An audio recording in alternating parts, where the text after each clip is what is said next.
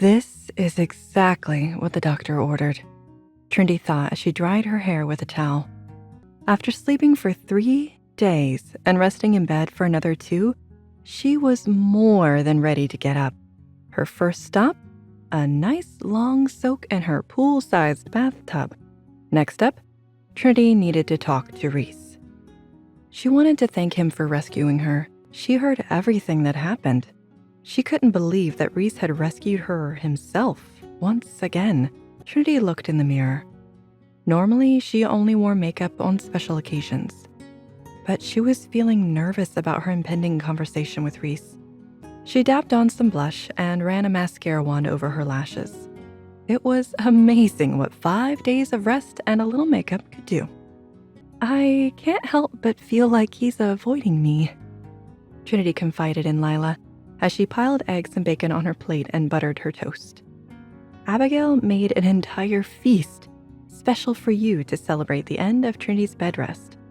I spoke to him, Trinity. He's ashamed. Trinity found that hard to believe. She thanked Abigail for breakfast and kissed Lila on the cheek. For now, she was still too tired. She headed to the library, hoping to get lost in a book. She could find Reece later tonight. As she walked down the hallway, she heard an unusual sound. Music. It was a soft, soothing piano coming from the room opposite the library. But who could be playing it? The door to the music room stood open just a crack, allowing the beautiful notes to slip out into the hall. Reece was sitting at the piano, his eyes loosely shut as if he had been following the tune with his heart rather than the sheet music sitting in front of him. His hands danced beautifully across the keys. Trinity let her eyes shut too, as she took in the soothing notes melded with Reece's familiar scent. "Are you going to stand there all day, little bunny?" Reece chuckled as the song came to a close. Trinity growled at the use of her nickname. "I didn't mean to spy on you, just caught me off guard."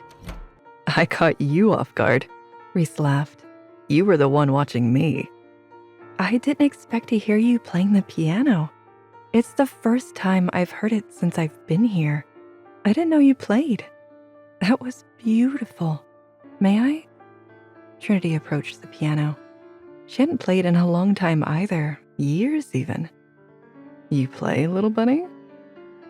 Trinity stretched her fingers over the familiar keys. "Grandfather insisted. Once you learn piano, every other instrument is that much easier." She felt Reece's eyes on her as she slipped into a song.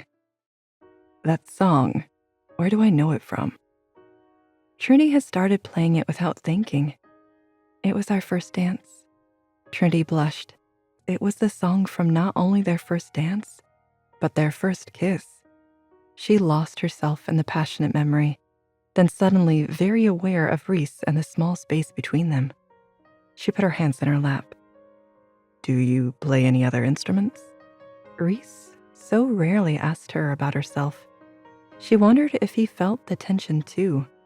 She was grateful that he broke the silence between them. "Piano, violin, cello, oboe, and flute are my best. And I taught myself guitar and drums." "Taught yourself?" Reece raised an eyebrow.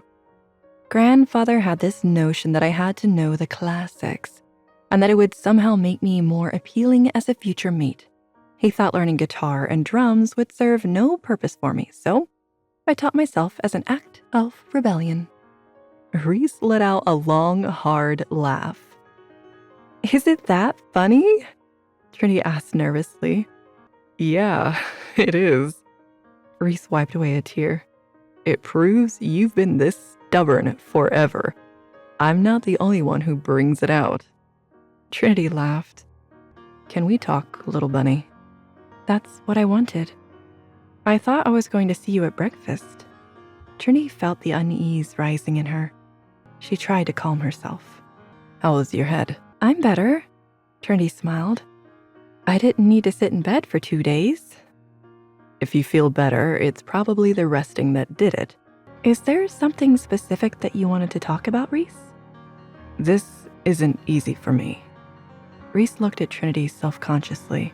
Reece looked so uncomfortable that Trinity laughed. He glared at her. I'm sorry, it's just, you're so sincere.